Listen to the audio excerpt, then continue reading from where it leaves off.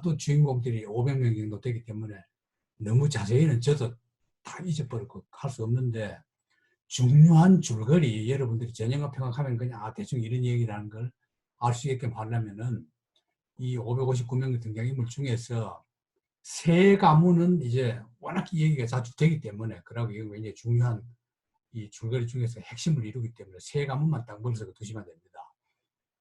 볼콘스키 공작 집안, 이게 중요한 집안이 되고, 볼콘스키는 우리가 지금까지 돌스토이 얘기를 하면서 어느 집안이라 그랬어요? 자기 외갓집이 볼콘스키라 그랬죠. 그래서 그쪽에 12월 달 데카브스 때 참 연하는 또 많다는 얘기를 했죠. 그래서 이 가문, 여기에는 남자 주인공, 이 집안의 제일 큰 아들 안드레이, 이게 나중에 나타샤하고 결혼했다가 나타샤가 바람 피우고 그 전쟁에 나가서 부상당했다가 죽잖아요. 이 안드레이 정식 이름 전부 다 하면 안드레이 니콜라이비치 볼콘스키. 이제 아내가 출산 중에 죽어버리고 나중에 아내 잃은 뒤에 치리에 빠졌을 때 나타샤를 보고 반해서 구해가지고 약혼까지 했다. 그게 이제 바로 볼콘스키 집안입니다. 그 다음에는 이제 그 유명한 나타샤 나오는 집안이 로스토프 집안입니다. 로스토프. 이번에 볼콘스키 집안은 시골에 있고, 그 모스크바 근교에 있고, 로스토프 집은 모스크바 시내 한가운데 있어요. 시내에 있는데, 이 집은 시내에 있지만은 귀족은 귀족인데 가난해요. 이래서 귀족들 간에 이 집하고 혼인하기를 꺼립니다. 돈이 없다고. 그런 집안입니다. 로스토프. 그 다음 베주호프는 그 유명한 피에르, 남자 주인공 피에르가 나오는 집안인데, 이 집안은 엄청 돈이 많습니다. 많은 대신에 아들은 서자예요. 이 베조프 집안의 서자입니다. 근데 그 정통 아들이 없기 때문에 모든 그 엄청난 유산을 이 피에르가 다 물려받습니다. 나중에 이 전쟁과 평화 결말은 뭐냐면은 이 로스토프 집안의 나타샤, 가장 이쁜 주인공 나타샤가 베조프 집안의 피에르하고 둘이 결혼하는 거. 근데 이제 결국은 이 세 집안이 다 서로 압니다. 너무나 잘 아는 관계다. 이걸 딱 머릿속에 두시면 됩니다. 이걸 두시고 이제 보면은 이 영화의 장면입니다. 이 첫 장면이 언제냐 하면은 1805년 7월쯤 될 거예요. 7월입니다. 이게 이제 1805년이면은 그 바로 아우스테리츠라는 전쟁이 벌어질 때거든요. 나폴레온과 오스트리아하고 러시아 연합군이 나폴레온 대적해서 하는데 나폴레온이 승리해버려요. 그 전쟁에 나가기 위해서 모스크바 시내 군인들이 행진을 하면서 가는데, 이제 그 방 안에 로스토프 집안에 거기서 이제 내다보면서 하는 게 이게 이제 첫 장면이 됩니다.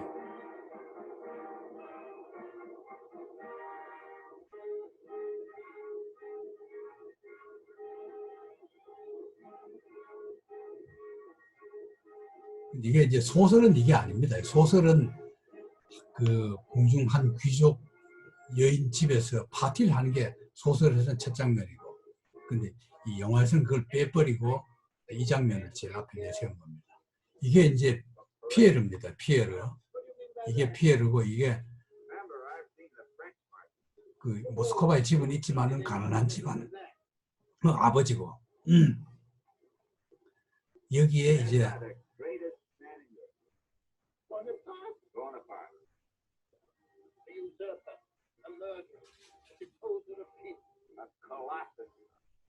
이 두 사람의 관점이 다르죠. 피에르는 나폴레온을 굉장히 높이 찬양하고, 이 어른들은 왕을 찬탈한 나쁜 놈이라고 욕을 하는 겁니다. 이 두 집안이 아주 가까워요. 자, 이제 주인공 나왔죠. 나타샤. 그래, 이 나타샤가 남자가 여자 쪽으로 가는 게 아니라 나타샤가 남자 쪽으로 오죠. 굉장히 좋아하는 거예요. 이게 이제 걸어가던 그 남자애는 이 집안의 동생입니다. 막내 아들이에요. 자, 요까지만 보시고 넘어갑니다. 제1권입니다. 첫 장면. 1805년 7월이죠. 이 바로 이건 소설입니다. 영화가 아니고 소설이기 때문에 다르죠. 페테르부르크에서 황후 여관이라는 것은 호텔이 아니고 여자 관리 여관이라는 황태후 여관, 황태후를 보살피는 그 비서가 이 집에서 파티를 연 겁니다. 열었을 때 이게 피에르입니다. 이 베조프 가문의 피에르인데 피에르 서자잖아요. 서자인데 어머니 죽고 외국에서 교육받아가지고 귀국했습니다. 그 외국물을 보고 온 집오파죠. 그러니까 이게 여러분들이 이제 이 영화를 보아서는 이런 걸 모르는데 소설을 이해하려면은 피에르는 이 당시 러시아의 고리타분한 귀족들의 그 분위기를 벗어난 겁니다. 쉽게 말하면 우선 자기 시분이 서자라는 거. 서자들은 러시아에서도 천대받거든요. 우리나라 홍길동하고 똑같아요. 그렇기 때문에 모든 귀족들은 다 왕위를 찬탈한 나폴레온이기 때문에 일단 나폴레온 다 비판해요. 근데 비해서 피에르는 나폴레온 찬양합니다. 왜냐하면은 나폴레온이 어쨌거나 프랑스 혁명 뒤에 혁명 정신을 이어받아서 이런 그 유럽의 모든 나라들에게 침략을 하지만은 자유를 심어준 거다. 왕을 타도 된다는 걸 보여준 거다. 이렇게 이제 긍정적으로 본 겁니다.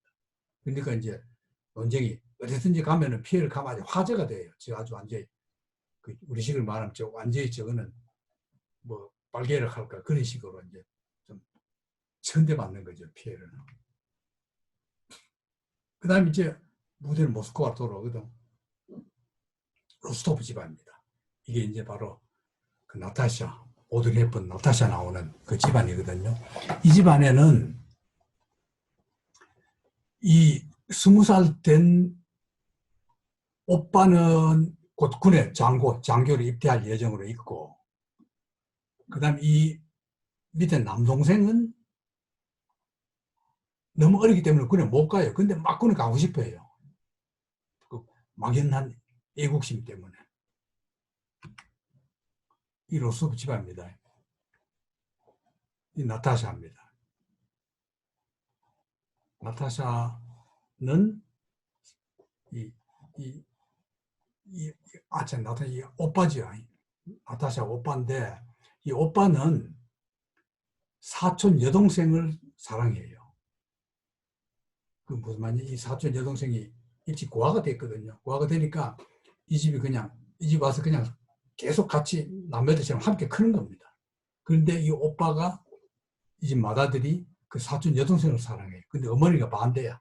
어머니는 부잣집에 장가 보내고 싶어가지고 부잣집 딸을 며느리로 삼으려고. 그리고 돈 좀 받으려고 지참금을.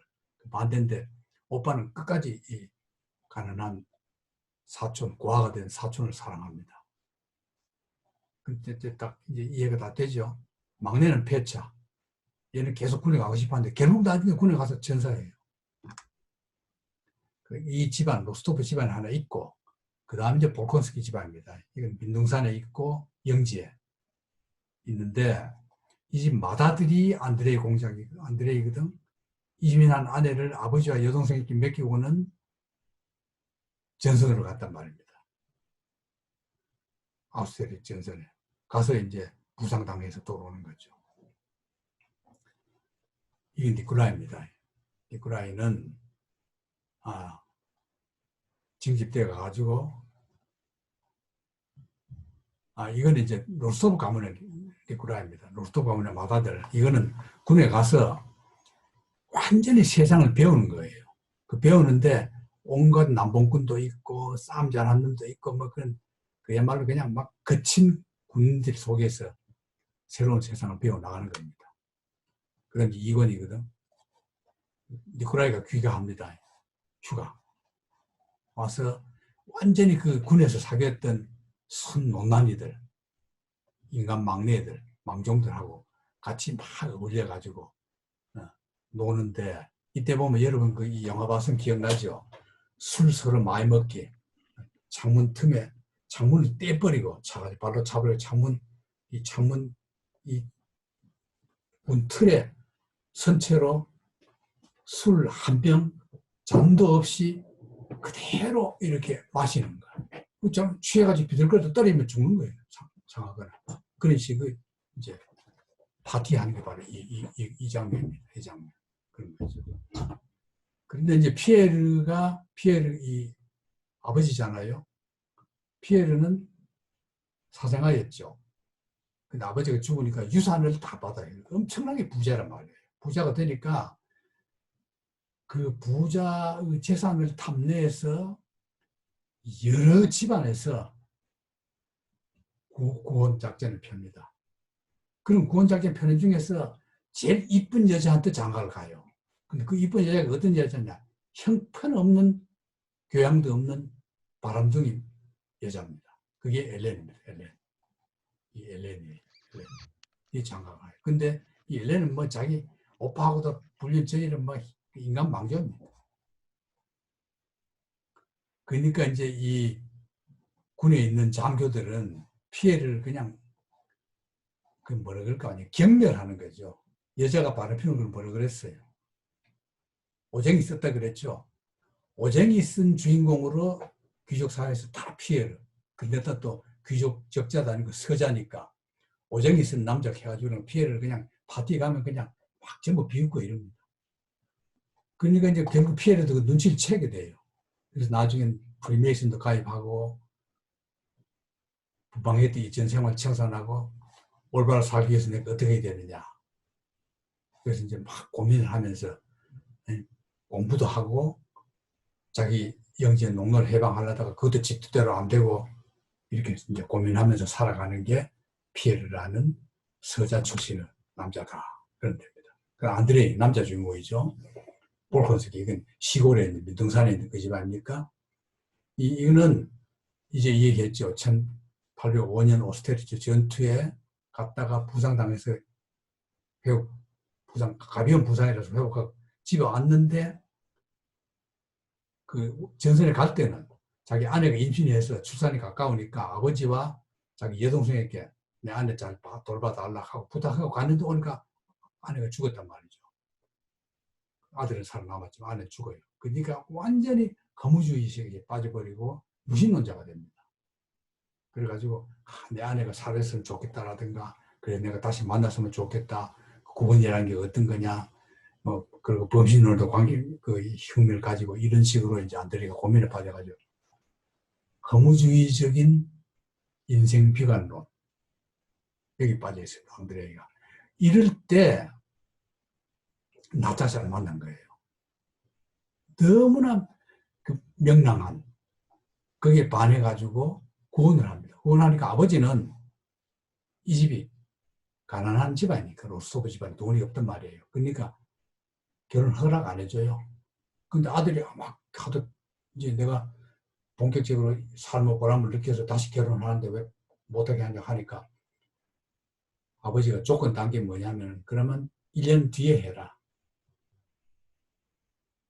그럼 아버지로서는 그동안에 혹시 아들이 마음이 변할지 모르니까 그래서 안드레이가 다시 전방으로 가버립니다. 전방으로. 피에르 아내 엘렌은 완전히 바람둥이 돼가지고 물불 가리지 않는 바람만 피워버립니다. 자, 그러면 이제 이 여자 주인공 나타샤가 약혼자가 전방에 가 있는데 바로 피에르 마누라의 오빠 아나톨리입니다. 이게 이제 나타샤를 유혹합니다. 유혹해서 둘이 아주 열정적인 사랑에 빠져버려요. 여자들이. 아나톨리가 어떤 인간인가는 나중에 이제 좀 자세히 나옵니다. 여러분들도 이런 남자를 조심해야 돼요. 이런 남자는 뭐 폴란드에서 장가가 가지고 마누라 거기 놔둬버리고 마음대로 놀아나는 아무 책임도 없는 그런 남자인데 대개 보면은 여자들이 이런 남자한테 꼭 빠져요. 이걸 이제 여자가 남자를 못 살게 구는 불행에 빠뜨린 여자를 뭐라 그래요? 팜무 파탈이라고 그러죠. 팜무 파탈. 이거는 옴무 파탈. 옴무가 프랑스 말로 남자 아닙니까? 옴무. 옴무 파탈. 여자를 망치는 남자. 이 옴무 파탈이나 파무 파탈은 다 조심해야 됩니다. 이교실은 그런 사람 없죠. 그러니까 이게 결국은 바람나는 건 항상 소문이 빨리 가잖아요. 전방에 있는 안드레의 그 약혼자도 알게 됩니다. 그러니까 자기는 전방에 와서 막 군에서 고생하고 있는데 약혼자가 그렇게 얌전하고 활달하고 보임살 없는 여자가 어떻게 이런 나쁜 짓을 할 수 있느냐. 나쁘다 하는 건 좀 못하지만 어쨌거나 이런 일이 있을 수 있느냐. 이래가지고 완전히 또 비관에 빠져버립니다. 그리고 머릿속에 두시면 됩니다. 자, 그래서 이 둘이가 그냥 물불 안 가리니까 그 아나톨리가 보니까 나타샤를 차지하려고 보니까 뭐 집안에서 어림도 없거든요. 약혼자가 있기 때문에. 그러니까 우리 몰래 도망가자 해서 밤중에 도망가려고 다 약속을 해요. 마차 타고 몇 시에 오면은 나타샤가 보따리 다 싸놨다가 문 열고 나가보려고 하는데 이 집에 사촌 여동생이 있었죠. 사촌 여동생, 고아가 된 사촌 여동생. 그 여동생이 도망가려는 나타샤를 딱 막아요. 막아가지고 막 그냥 막 강제로 그냥 딱 문 잠궈 버립니다. 그렇게 못 가게 돼요. 실패하죠. 실패한 뒤에 결국은 나중에 나타샤가 내가 이래서는 안 되겠다. 정신을 다시 차립니다. 정신이 돌아와서는 이제 그 남자한테 마누라도 있는 남자인데 네가 그걸 어떻게 하냐고 정신 차려가지고 회복해서 도로 후회하는 거예요. 그 사랑을. 그런데 요걸 잘 보세요. 여기서 나타샤가 이렇게 딴 남자한테 빠져가지고 막 도망까지 가려고 막 울고 불고 발광할 때 그때 이 피에르가 나타샤 그 모습을 봐요. 이 둘 사이는 어렸을 때부터 계속 커왔기 때문에 너무나 친하고 잘 알아요. 그러는데 이상하게 이 둘이 자꾸 끌려요. 둘이 서로가 좋아해요. 근데 피에르가 친한 집안끼리 그냥 여동생처럼 그렇게만 생각했는데 이때 그 여성 그 사랑을 느낍니다. 말하자면 자기 아내는 바람둥이로 떠나고 있고 근데 그때까지는 나타샤가 여자로서 대하지 않고 그냥 여동생처럼 이무렇게 대했는데 나타샤가 어떤 남자에게 사랑 빠진 걸 보고는 오히려 참 아주 나쁜 여자다, 뭐 불길한 여자다 그렇게 본 것이 아니라 저렇게 사랑에도 빠질 수 있는 나타샤가 참 이쁘다 그런 걸 처음으로 느끼게 됩니다. 이런 장면이 참 톨스토이답게 상당히 관찰이 잘 된 거죠. 자, 한편 전방에 있는 안드레이는 어떻게 해요? 파혼 수용 안 할 수 없잖아. 파혼해버려요. 나타샤 아니면 자살도 시도해버립니다. 이게 피에르입니다. 피에르 모습. 피에르는 그럼 어떻게 변하느냐. 이제 그때까지는 나폴레옹을 계속 존경했단 말이야. 피에르는. 그러다가 마침 그런데 자기 나라를 쳐들어오고 막 사람들이 고생하고 하니까 장을 바꿉니다. 그래서 묵시록 입장에서 보면은 나폴레옹 저거는 반그리스도다. 비기독교적이다. 이제 비판하기 시작한 겁니다. 그리고 이제 볼콘스키 이 아버지, 안드레의 아버지는 죽어요. 이 전쟁 중에. 나폴레옹이 막 쳐들어오는데 자기 형제 안 뺏기려고 뭘 하다가 죽어버리고. 이 둘째 아들은 로소군에 나타샤 동생이죠. 남동생 입대했고 전사해버리고 일찌감치. 나폴레옹이 그냥 굉장히 자세한 묘사가 나옵니다. 이 나폴레옹을 끌고 간 군대가 이제 60만이라는 설에서부터 뭐 40만, 20만 이렇게 다 다른데 톨스토이는 40만 군대 중에서 14만 명만이 프랑스를 구사하고 그래서 쳐들어오는데 러시아는 계속 후퇴 작전을 합니다. 그러니까 스모렌스크라는 데까지 왔어요. 스모렌스크가 여기서 굉장히 자주 나옵니다. 여기 왔을 때 프랑스군은 보로지노에서 일전에 대비합니다. 피에르는 보로지노에 관찰하려고 전방에 가요. 지금 군인도 아닌데 민간복을 입고 보로지노 전투 구경하려고 갑니다. 왜? 나폴레옹은 어떤 모습을 싸우나 보려고 갑니다. 이 자세한 묘사는 소설에 보면 아주 자세히 잘 돼 있고 이게 이제 쿠라킨 이 얘기했죠. 나타샤를 유혹했던, 불륜에 빠뜨리려고 했던 그 옴무파탈, 이런 남자.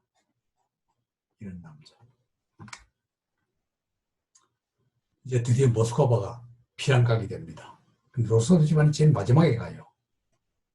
나타샤는 부상병들을 다 간호해주고 뭘 걷어주고 아주 잘해줍니다. 착한 집안이기 때문에. 가난하긴 하지만 귀족이면서 돈은 없지만은. 그래주는데 이제 이 피에르는 지금 보로주노 전장에 가 있단 말이에요. 가 있는데 이 피에르가 얼마나 휴머니즘적이냐 하면은 부상당한 프랑스 장교도 구출해 줍니다. 자기 적군인데도 죽여버리지 않고 구출해 줍니다. 근데 결국 나폴레옹이 모스크바 점령에 들어왔거든. 들어왔는데 그때는 피에르가 내가 저 나폴레옹을 죽여야 되겠다. 그래가지고 권총 구해가지고 막 직접 죽이려고까지 다 해요.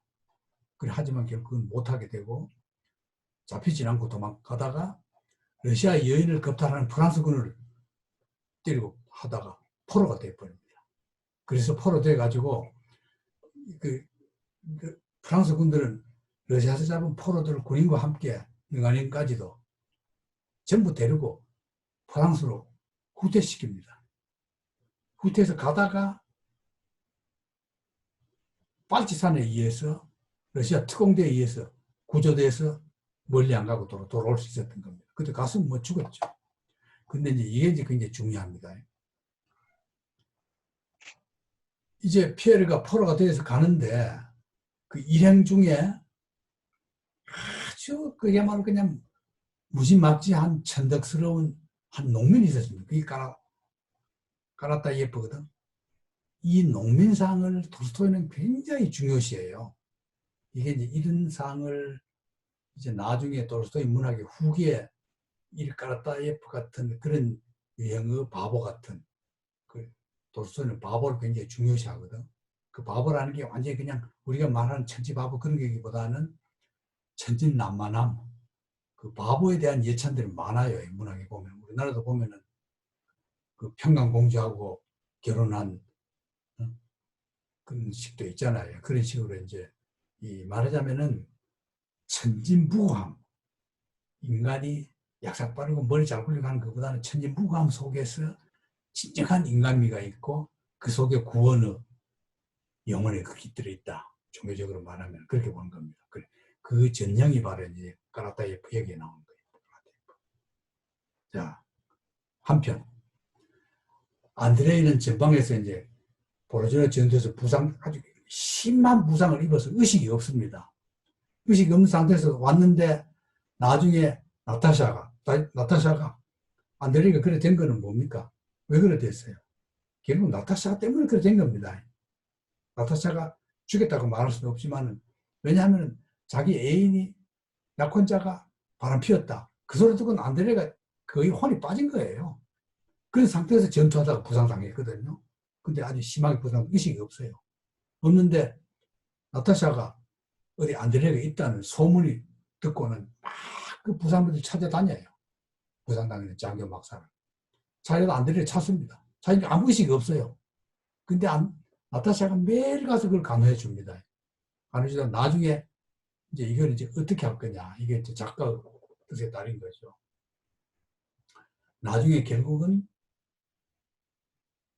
안드레이도 죽어가는 과정에서 나타샤를 알아보고는 그 이제 뭐라 그럴까 뭐 증오라고 할까 뭐 그렇잖아요. 어쨌든 자기를 배신한 여자잖아요.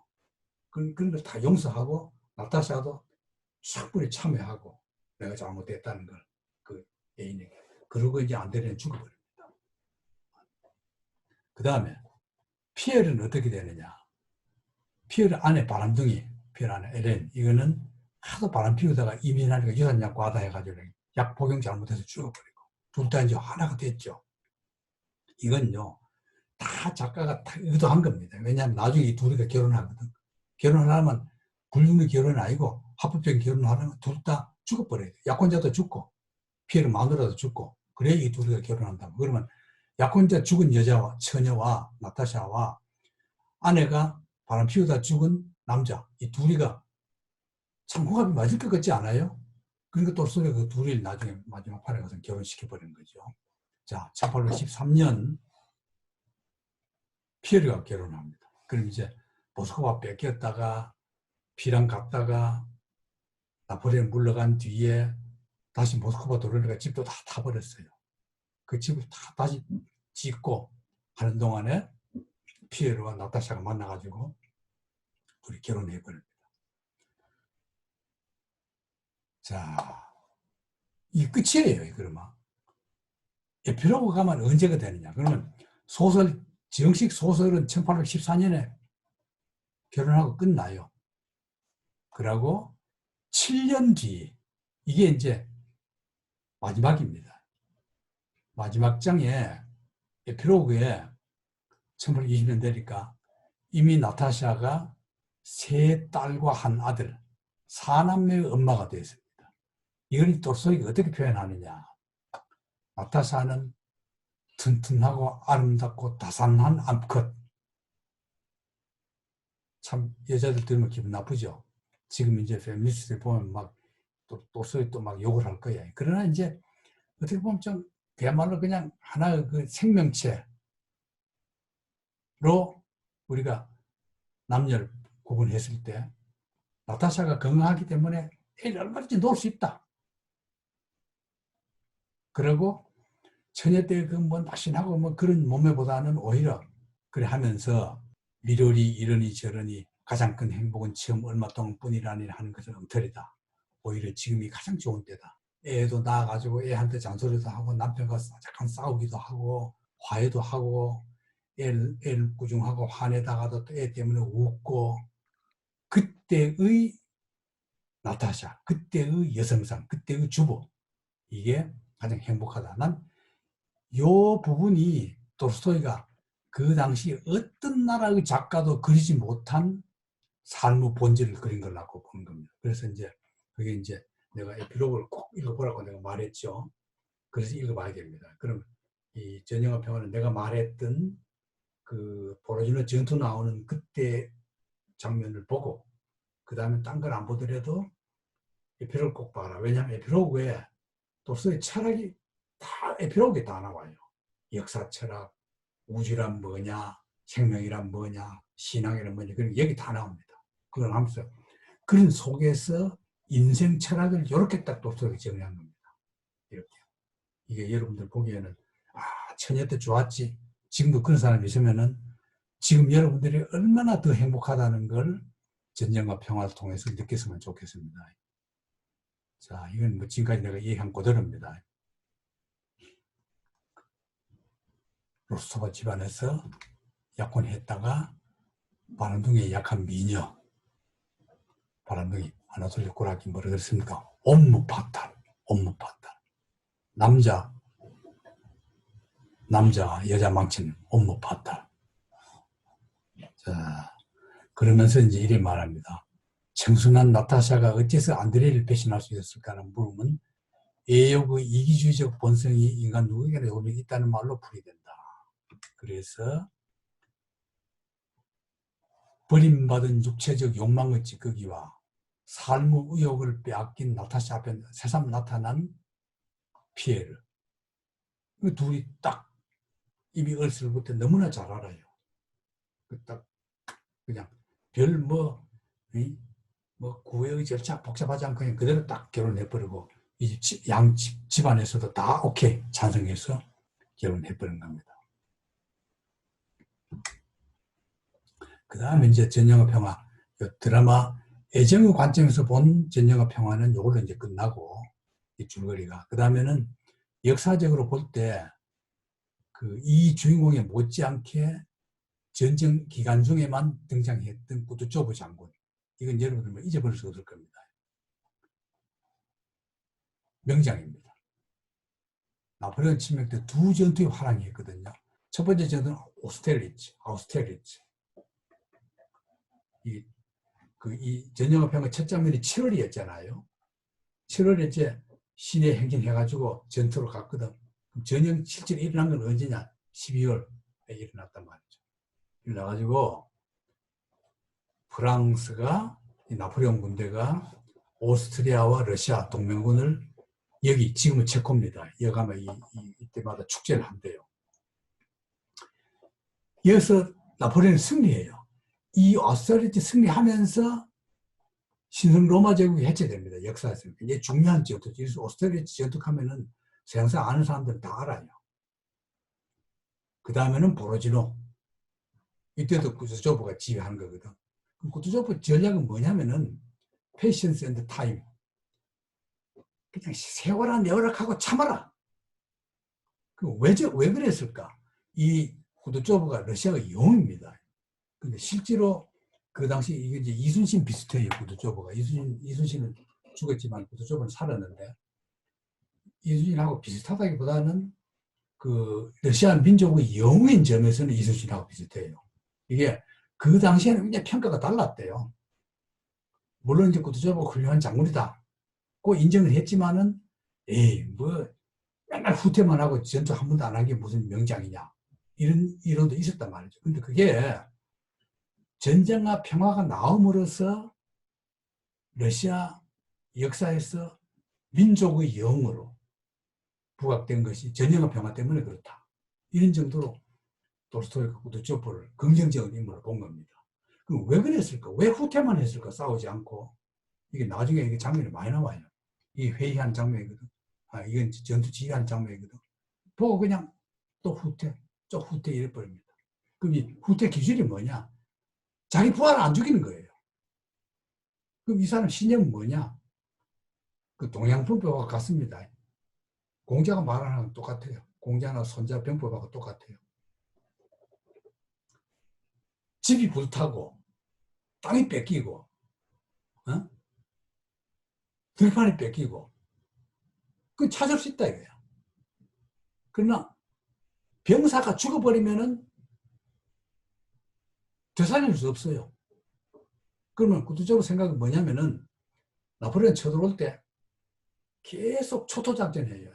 불태우고 그 나폴레옹 군대가 먹을 걸 없게끔. 왜? 그 먼 거리를 보급품 가져오면 나폴레옹 군대는 필멸입니다. 필패예요.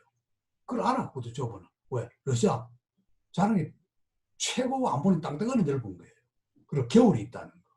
겨울엔 거기서 살 군대가 없어요, 지구상에. 그리고 구두조보는 농민들이 막 불태우고 가도 태우고 가라고. 왜? 프랑스 군인들에게 양식을 못 주게 하려고. 그러니까 결국 다 살았단 말이죠. 그런 동안에 나폴레옹 군은 전염병에다가 그런 자연사, 전투에서 안 죽는 자연사만 해도 막 수십만 명 자연사를 해버립니다. 그 오는 긴 동안에 역병에 걸려가지고. 결국은 추위가 닥치니까 그냥 패퇴하잖아요. 그 전략. 근데 이제 밑에 장군들이 뭐 반대 많이 해요. 막 욕도 하고. 이게 이제 회의 장면이거든. 이게 이제 구두조입니다. 구두조브 에트 필리. 필리라는 데가 이 회의했던 지명 이름입니다. 필리. 지금 여기에서 모스코를 내주기란 모스크바에 나폴레옹 보로지노 전투 직후에 이제 모스크바를 내주느냐 마냐 할 때 그게 이제 필리 회의입니다. 이 회의할 때 장군들이 막 저항합니다. 이 장군들이 막 전부 구두조브 장군한테 덤벼요. 장군 이러면 안 된단 말이야. 왜 내주냐? 아니 무조건 내주라고. 결국 내줬다가 나중에는 구두조브 이론이 옳잖아요. 이 장면이 영화에서 보면 굉장히 신랄하게 잘 나와요. 토론하는 장면이. 이건 러시아 영화, 전영화 평화입니다. 자, 그럼 이제 역사관입니다. 전영화 평화는 역사관.